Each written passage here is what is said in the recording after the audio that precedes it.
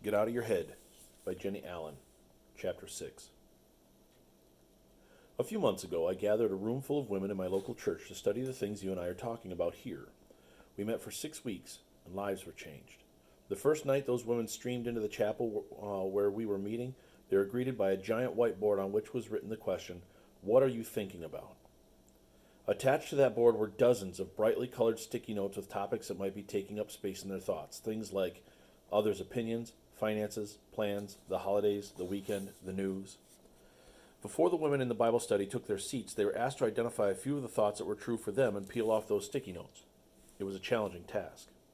Following that evening's exercise, my team and I assessed which thoughts had been taken and by how many women and which thoughts were still left on the board. If you ask Mr. Google how many of our many thoughts per day are positive and how many are negative, you'll discover that the vast majority, a full 70%, some researchers say, are negative.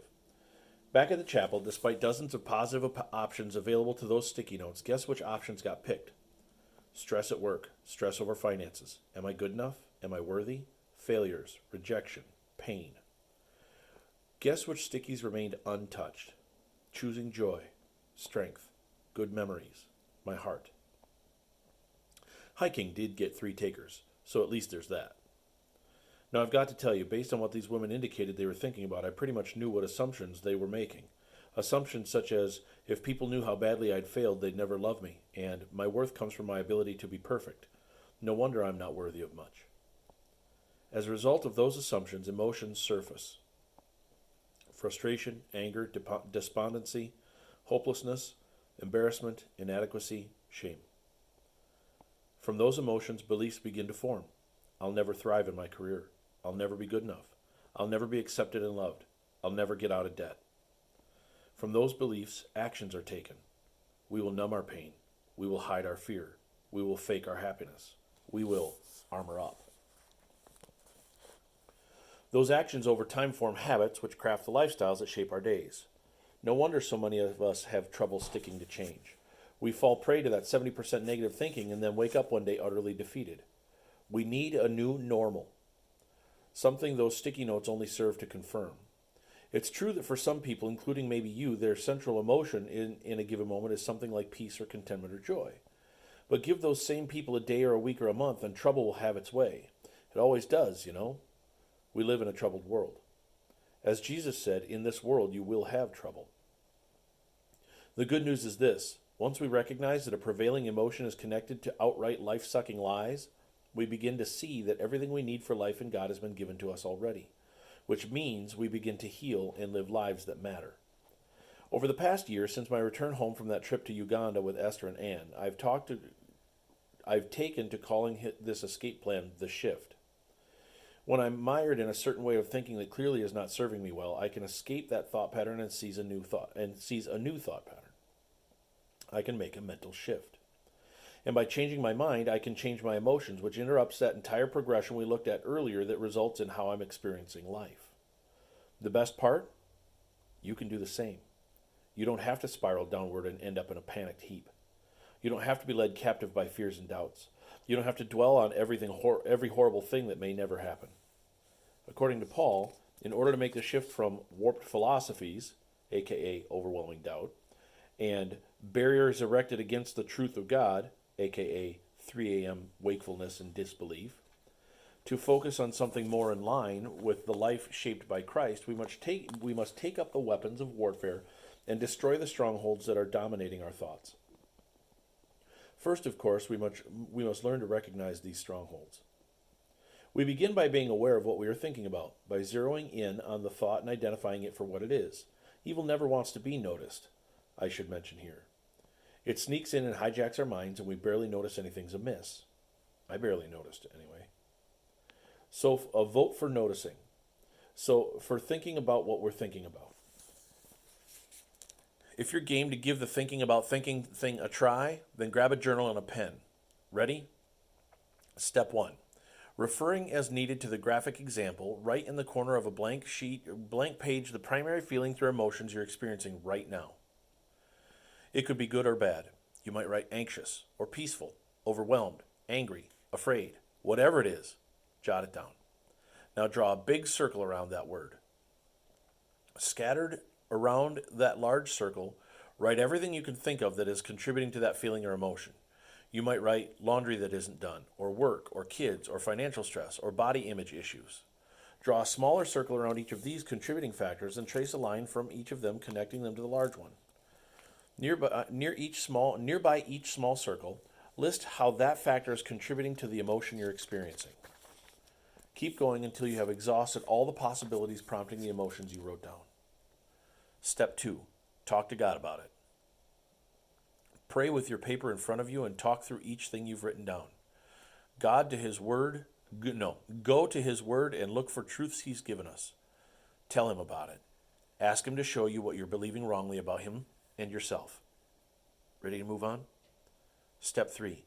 Look for patterns and common themes in your circles. Are you worrying about things that you can't control? Are you angry about how you've been wronged? Are you obsessed with what you don't have? Has food, sex, entertainment, or money taken over your thoughts? Are you ashamed of what you've done in the past? Are you self-critical? Okay. So why did I have you go through this exercise? It's so that you can see plainly how your thoughts are building a storyline about God that is either true or untrue. If we want to stop our pattern of toxic thinking, we must notice what's happening and take action, countering any lies we believe about God with the truth that interrupts the downward spiral. And to do that effectively, we're going to need some help. It's almost impossible to navigate through our culture without being bombarded with messages about how we can do better and be better. Experts speak directly to our desire for hope through self-improvement books, websites, articles, infomercials, and so on. We feel a surge of optimism. The thrill of anticipation rises within us when we hear how the right mantra, the right workout, the right financial plan, and the right determination will lead us to the better, more fulfilling life we sense should be ours. Who doesn't like to nip and tuck, to plan and resolve, to declare and push and grow? Who doesn't like the idea that with a little determination we can be better than we were before? None of us want to stay stuck where we are. We all want to flourish, to thrive. Despite the wild success of today's lifestyle gurus, the idea of self-help is nothing new. Hundreds of years before Jesus' time, people were writing ethical arguments to help people choose wiser, better lives. The self-help culture as we know it today has its most obvious origins in the 19th century. For example, in 1859, Samuel Smiles wrote a book that was titled, fittingly, Self-Help. You may recognize the famous maxim Smiles included: "Heaven helps those who help themselves." This message is so readily embraced that people have often been sure it's a quotation from the scripture. It isn't. The line is found nowhere in the Bible, but it might as well be. Who needs God when the real helper is inside us? Is self. Ideas like this helped birth the self-help industry. Time marched on and others joined the cause. Dale Carnegie released How to Win Friends and Influence People. Psychotherapy grew more and more popular. Infomercials became a thing. Motivational speakers began to draw crowds. And here we sit in a post-truth society bombarded with promises of happiness, wealth, fulfillment, and all our dreams met. Yet we're miserably unhappy. Why? Because for all the good that self-help does, that help always comes up short in the end. The best that self-help can do with our suffering, with our shortcomings, with our spiraling, is to reject it, to determine to do better, to declare, today this awfulness stops. But we don't simply need our spiraling thoughts to stop.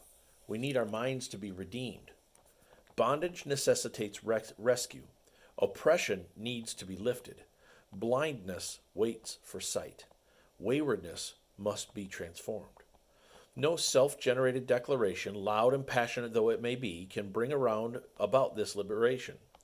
Instead, we need a complete transformation, our minds exchanged for the mind of Christ. We are not made to think more good thoughts about ourselves.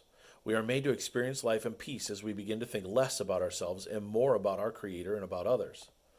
Seek first the kingdom, Jesus said. The greatest commandment, love God and love others.